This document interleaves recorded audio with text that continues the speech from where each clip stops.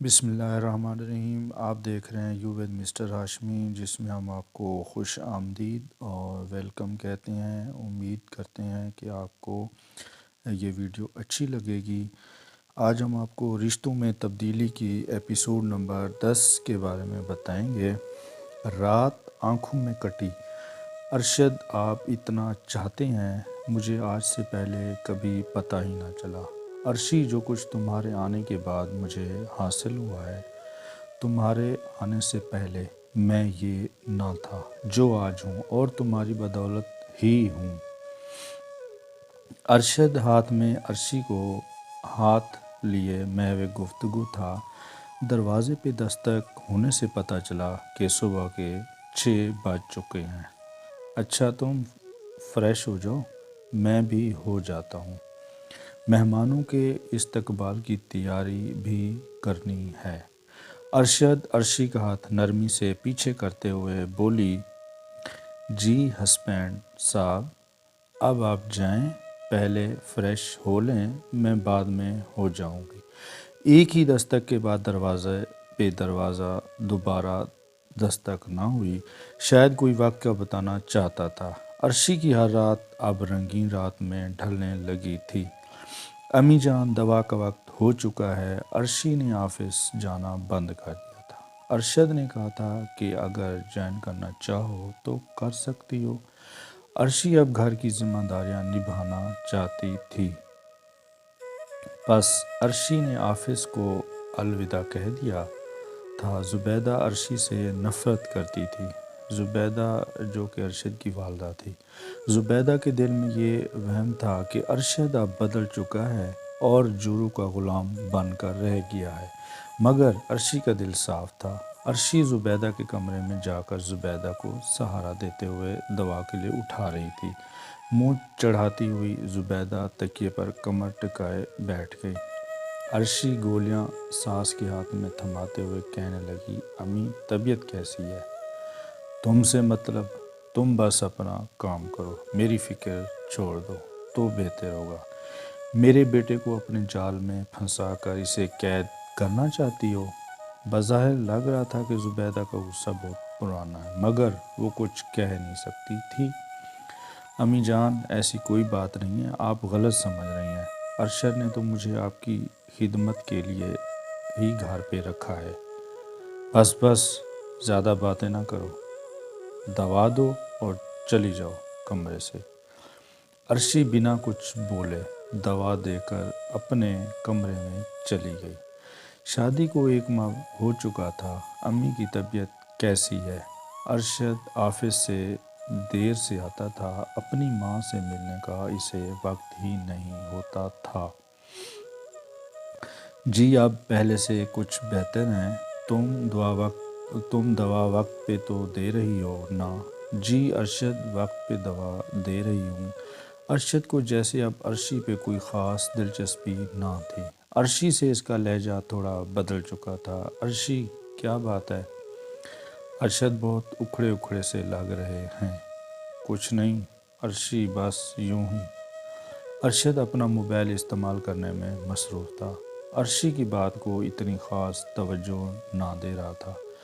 اچھا چھوڑو ساری باتیں، تم بتاؤ کیا کرتی رہی ہو سارا دن؟ میری کوئی یاد نہیں آئی؟ ارشد عرشی کا ہاتھ پکڑے ہوئے آہستگی سے پوچھ رہا تھا۔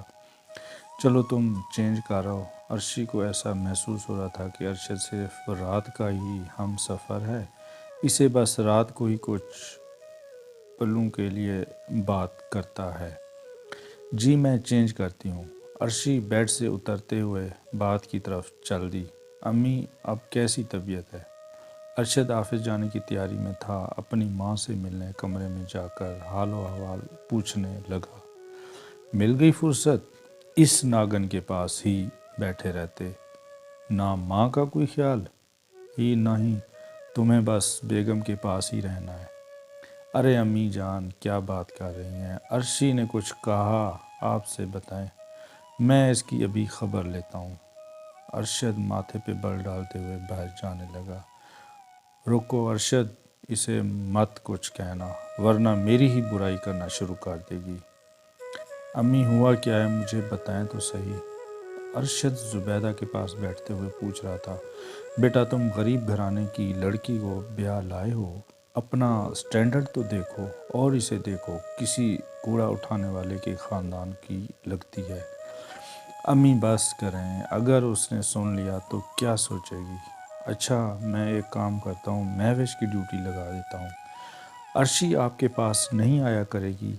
بیٹا میں فکر مند ہوں کہ وہ تمہیں مجھ سے دور کر دے گی۔ زبیدہ جھوٹے آنسو آنکھوں میں لاتے ہوئے ارشد کو پگھلانا چاہتی تھی۔ اچھا امی میں کچھ دنوں کے لیے اسے میکے بھیج دیتا ہوں، پیچھے آپ کا خیال مہوش کر لے گی۔ ہیلو رشید، کل سے مہوش کو کام پہ لے آنا۔ ارشد کان پہ موبائل لگاتے ہوئے رشید سے بات کر رہا تھا، بہت مہربانی صاحب جی، کل سے آ جائے گی۔ عرشی آج باہر چلتے ہیں، ڈنر باہر ہی کریں گے۔